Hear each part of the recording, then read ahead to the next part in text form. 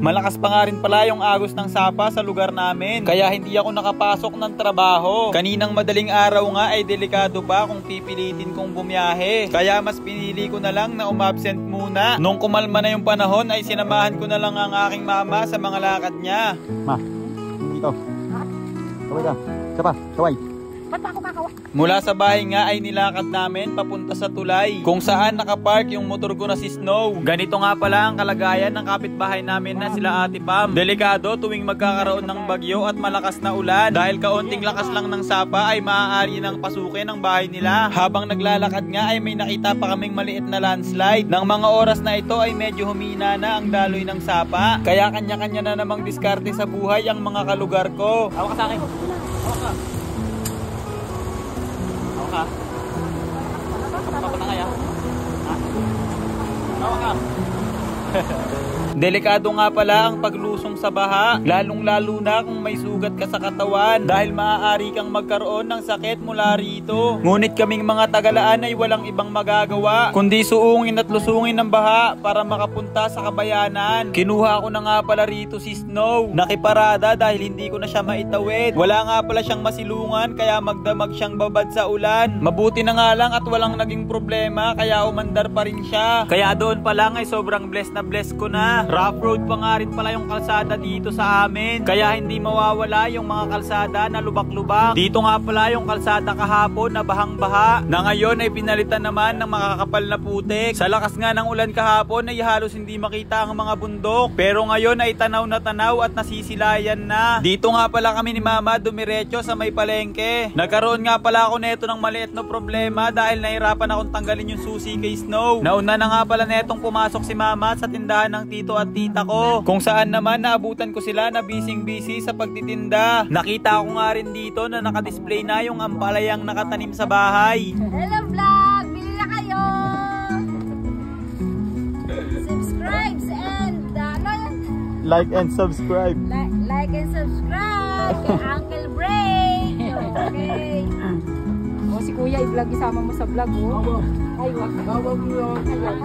Ito nga pala yung mga napamili ni Mama. Mga bawang, sibuyas, tapos may freebies pa na eco bag. Kapag namamalengke ka nga ay dapat handa kang maputikan, pati na rin ang makipagsiksikan sa maraming tao. Sama na to. Galing pa to sa laan yung palaya? Ito. Sayang nga, nakasar nga ako eh. Bumaba ka na sa namin. Pagtapos nga namin sa palengke ay dediretso naman kami sa Co-op. Doon nga pala kami kumukuha ng bigas na kinakain namin sa pang-araw-araw. Nakulong nga pala neto si Snow sa parking lot, kaya medyo natagalan akong makalabas. Ito na nga pala yung Co-op na tinutukoy ko. Pagpasok ko nga sa loob ay naabutan ko si Mama na nakikipag-transaction na. Magdadala nga lang pala kami neto ng kalahating kaban, habang yung iba naman ay ipapadeliver na lang. Mabuti na lang at nabigyan kami ng plastic nila Uncle Romel, kaya meron kaming pangbalot ng bigas kung sakaling bumaha. Bigla namang umulan neto pagkakarga ng mga pinamili namin ni Mama, kaya hinintay namin neto kung titila ba. Habang naghihintay nga na tumila ay may nakita si Mamang saging. Bumili nga siya neto para kay Papa, dahil nga mukhang matagal pa bago tumila ang ulan, kaya bumiyahin na kami. Hindi nga pala ako nakapagdala neto ng kapote. Wala nga palang ibang daanan papasok at palabas sa amin, kaya wala kami magagawa kundi dumiretso kahit napakahirap ng daan.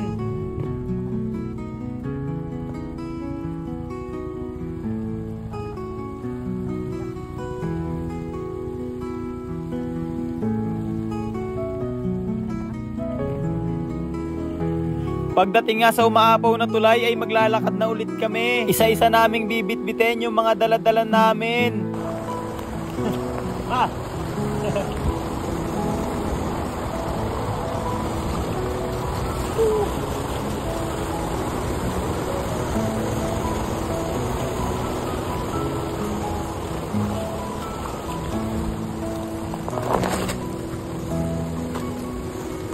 Sa ngayon nga ay kaya nang tawirin yung tulay kung pipilitin, dahil medyo huminto na rin naman yung malalakas na ulan. Pati nga yung gumagawa ng internet sa lugar namin ay pinilit ng suungin ng baha. Pero ako ay hindi ko sinubukang ipasok si Snow, kaya iniwan ko na lang siya rito kasama ng ibang mga motor na nakaparada.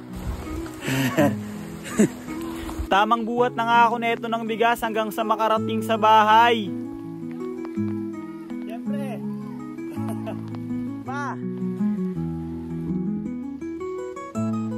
Tuwing may bagyo nga at umuulan, sa bahay nakikipark yung mga tagalaan dahil may sapa pa rito na hindi kayang tawirin ng mga sasakyan.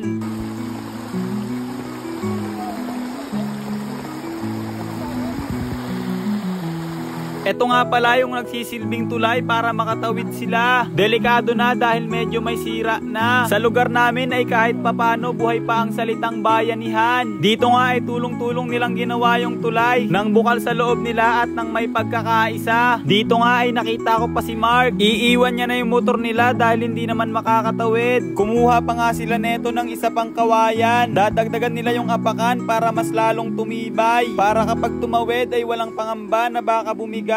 Tinulak na nga rin pala yung motor neto ni Mang Ben para makatawid. Grabe yung lalim ng tubig, abot na hanggang sa makina ng motor. Hanggang dito na nga lang pala yung vlog ko guys. Salamat sa panonood.